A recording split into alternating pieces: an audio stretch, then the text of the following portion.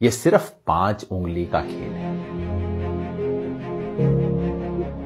आप सुनते होंगे CAA, NRC, NPR और सोचते होंगे ये खेल क्या है, इतने सब शब्द हैं, समझ नहीं आता। वैसे बड़ा साधारण सा खेल है। मैं आपको समझा देता हूं, ये सिर्फ 5 उंगली का खेल है। 5 उंगली की यात्रा समझ लीजिए, ध्यान से समझिएगा और फिर समझाइएगा भी दूसरों को। ये यात्रा शुरू होगी सबसे छोटी उंगली से। बड़ा साधारण सा काम होगा। अप्रैल के महीने में आपके घर कोई आएगा, सरकारी कर्मचारी, हो सकता है स्कूल के टीचर कोई आए, कहेंगे हमें आपके घर सिर्फ गिनती करनी है कितने लोग रहते हैं। बस नाम पूछेंगे, कब पैदा हुए ये पूछेंगे, ये भी पूछेंगे कि आपके माता पिता चाहे हैं या नहीं है अभी, वो कहां पैदा हुए थे, कब पैदा हुए थे। आधार कार्ड का नंबर मांगेंगे, ड्राइविंग लाइसेंस मांगेंगे, कोई प्रमाण नहीं मांगेंगे। उस वक्त आपको लगेगा छोटा सा मामला है। ये छोटी उंगली का पहला कदम ये है NPR वाली छोटी सी उंगली। फिर दूसरी उंगली ये D वाली उंगली है। D क्यों?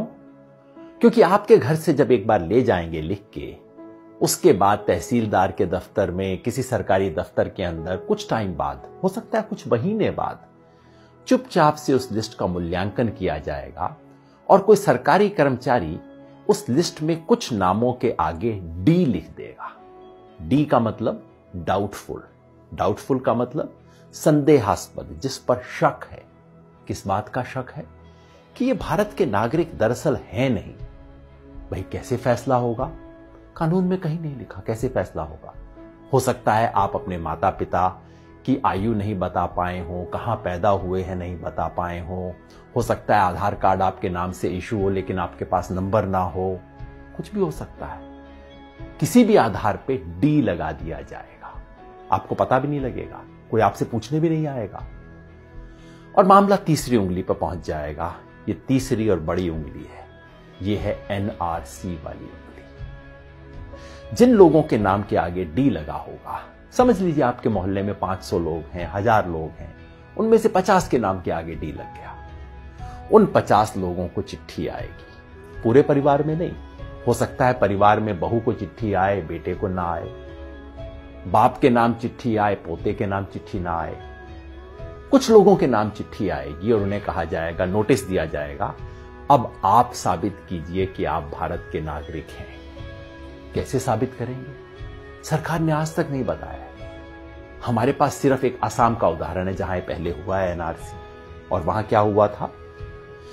ना आधार कार्ड माना गया, ना राशन कार्ड माना गया, ना वोटर लिस्ट में नाम माना गया। कहा नहीं, ये सब नहीं चलेगा, आप प्रमाण लेके आइए कि आप कहां पैदा हुए थे। आज से 30 साल पहले वोटर लिस्ट में आपका नाम था कि नहीं था, पुरखों का नाम था कि नहीं था, कोई संपत्ति का प्रमाण पत्र लेके आइए। साधारण लोग कहां से जुटाएंगे प्रमाण पत्र? इसके आधार पे उनमें से कुछ लोगों ने जो आधार अपने प्रमाण पत्र नहीं दे पाएंगे, उनका मामला चौथी उंगली पे पहुंच जाएगा। ये चौथी उंगली है फॉरेनर्स ट्राइब्यूनल की। यानी कि कहा जाएगा उस 50 में से समझ लीजिए 10 लोग बच गए जो प्रमाण नहीं दे पाए, जिनके पास कागज नहीं है, 15 लोग बच गए। उनको कहा जाएगा अब आपको आखिरी मौका दिया जा रहा है। ये उंगली आखिरी मौके की उंगली है। आखिरी मौका दिया जा रहा है, फॉरेनर ट्राइब्यूनल है, विदेशियों की अदालत है। अब उसमें जाके आप साबित कीजिए कि आप विदेशी हैं कि नहीं। अगर मुसलमान हैं तब तो कोई चांस ही नहीं है, क्योंकि यहां अब CAA का खेल शुरू हो जाए। अगर मुसलमान हैं, आपको विदेशी माना गया है, तो अब आप तो विदेशी हैं ही हैं, चाहे आपके बाप दादा यहां पे 500 साल से 1000 साल से रहते आ रहे हैं। अगर मुसलमान नहीं भी हैं तो पता है क्या है, आपको ये साबित करना पड़ेगा कि आप बांग्लादेश, पाकिस्तान, अफगानिस्तान से आए। अब आप सोचिए, बिहार यूपी में रहने वाले लोग, नेपाल की तराई में रहने वाले लोग, श्रीलंका में रहने वाले लोग, श्रीलंका के पास तमिलनाडु में रहने वाले लोग कहां से साबित करेंगे भाई कि हम पाकिस्तान से आए, बांग्लादेश से आए, अफगानिस्तान से आए? फॉरेनर ट्राइब्यूनल में अगर साबित आप नहीं कर पाए, जो लोग भी साबित नहीं कर पाए, वो लोग विदेशी घोषित हो जाएंगे और मामला अब चौथी उंगली से अब अंगूठे पे पहुंच जाएगा, अंगूठे तले दबने वाला। ये है डिटेंशन सेंटर। डिटेंशन सेंटर का मतलब जेल, विदेशियों के लिए बनी हुई खास जेल। भारत सरकार इसके नियम बना चुकी है। डिटेंशन सेंटर असम में बन चुका है, कर्नाटका में काम करना शुरू कर चुका है, बाकी 10 राज्यों में बन रहे हैं डिटेंशन सेंटर।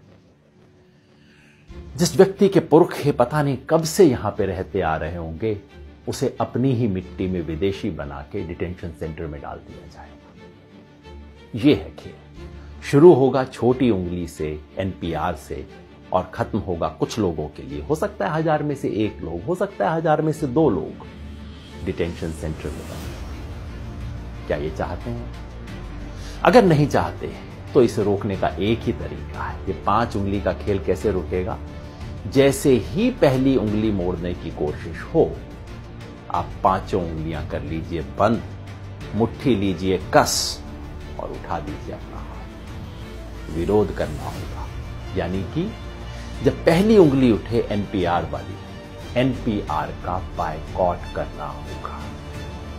पूरे देश में जो नागरिकता संशोधन के बारे में आंदोलन चल रहे हैं, उन सब ने मिलकर कॉल दिया है। हम भारत के लोग, we the people of India, जो देश के 120 से ज्यादा संगठनों ने इकट्ठा होकर बनाया है, सब ने कहा है कि एनपीआर का बायकॉट करें। यानी कि जब आपके घर में कोई टीचर आए, कोई सरकारी कर्मचारी आए एनपीआर का डेटा लेने, प्यार से बात कीजिए, इससे बुरा बात करने की जरूरत नहीं। पानी पिलाइए, चाय पिलाइए, नमकीन भी खिलाइए।